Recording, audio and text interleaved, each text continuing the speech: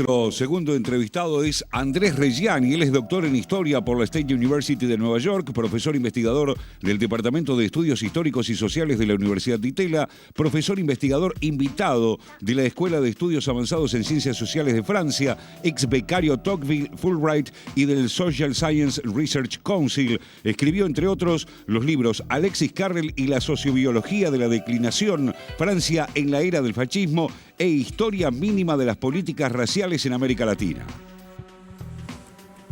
Bien, Andrés, ¿cómo le va? Gracias por venir, un placer. Gracias por la invitación. A ver, recién hablamos mucho, sobre todo el informe de la OTAN y el pedido por parte del presidente ucraniano, una zona de exclusión aérea. Para entender de qué se trata esto, qué es lo que está buscando el presidente ucraniano que le dijo no la OTAN. Bueno, es un acto entendible y desesperado de un líder de un país invadido por una potencia con una capacidad superior, y en ese sentido es lógico entender su pedido. Algunos han hablado de ingenuidad, bueno, pero en esa situación hay todo solamente vale, ¿no? El acto exacto, claro. Todo el acto desesperado, aún sabiendo que probablemente que la principal dañada en una extensión de la guerra con la OTAN involucrada, la principal damnificada va a ser Ucrania, la primera en todo caso, ¿no? Es decir, el escenario de combate se va a extender en primer lugar en Ucrania, aún, por lo menos en el espacio aéreo, para luego, bueno, tener desarrollar un curso inesperado. Es una guerra que se extiende, el famoso dicho, ¿no? Es fácil empezar una guerra, es difícil terminarla, ¿no? Ahora, por otro lado, la negativa de la OTAN refleja también un consenso bien extendido dentro de los países europeos occidentales, de que una guerra solamente en caso de que un miembro de la OTAN sea atacado, ¿no? Y establecer una zona de exclusión aérea implica abrir esa posibilidad de que un avión, o bien un avión ruso sea derribado, claro, ¿no? En un combate, o bien un avión occidental sea derribado también por un misil ruso en las zonas ya controladas por Rusia. Así que es una situación dramática, trágica, a la cual no se le ve una solución, por lo menos en puerta, ¿no?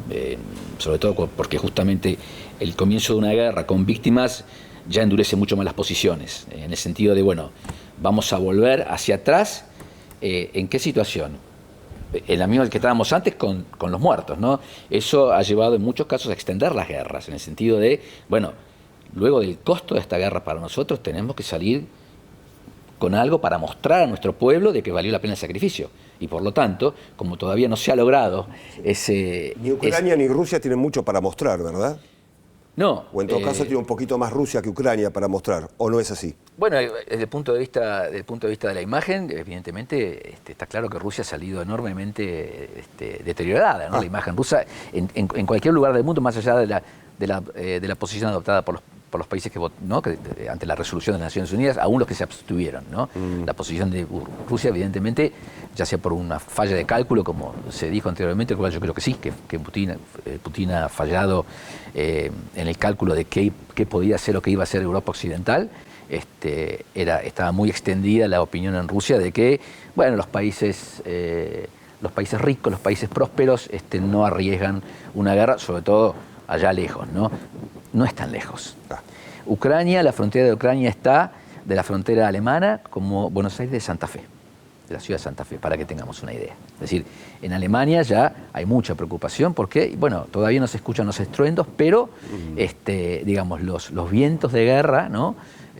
Llegan muy rápido. Así que, ¿qué decir? Nadie sabe. Lógico. Es muy difícil saber qué va a pasar.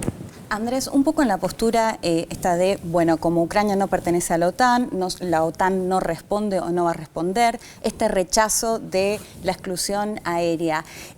Se plantea un poco que OTAN no quiere o no le interesa justamente ir a una guerra en este contexto, pero parece que estamos todo el tiempo en un límite. ¿Qué puede llegar a pasar? Digo, o reformulo la pregunta, la posibilidad de la violación del espacio aéreo, por ejemplo, de Polonia por parte de Rusia, ¿puede llevar o estamos en condiciones de afirmar que la OTAN no va a ingresar a esta guerra? Son 28 países en la OTAN.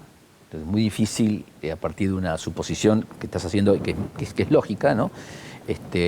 Yo creo que Hace poco salió una encuesta del Consejo Europeo para las Relaciones Exteriores acerca de qué opina la población, ¿no? De distintos países, cómo se reparten las opiniones, por ejemplo, en cuanto a cuáles son los riesgos dispuestos a asumir en caso de que se produzca, por ejemplo, una escaramuza en la frontera polaco-ucraniano, o lituano-rusa, ¿no?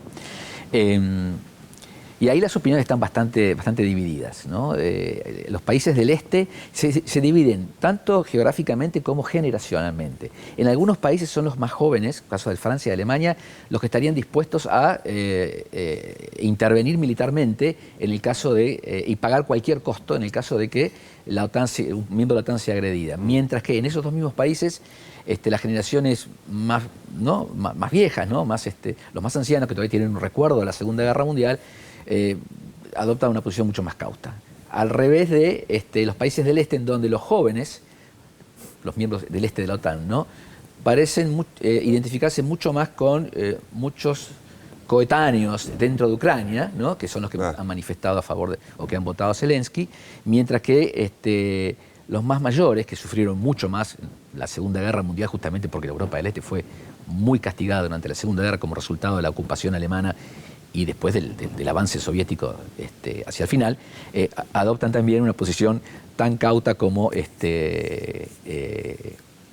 como los jóvenes, ¿no? en la zona occidental. Así que yo ahí diría que es difícil, teniendo en cuenta que se trata de un bloque bastante heterogéneo, por otro lado, de países, ¿no? O sea, los países que tienen un vínculo mucho más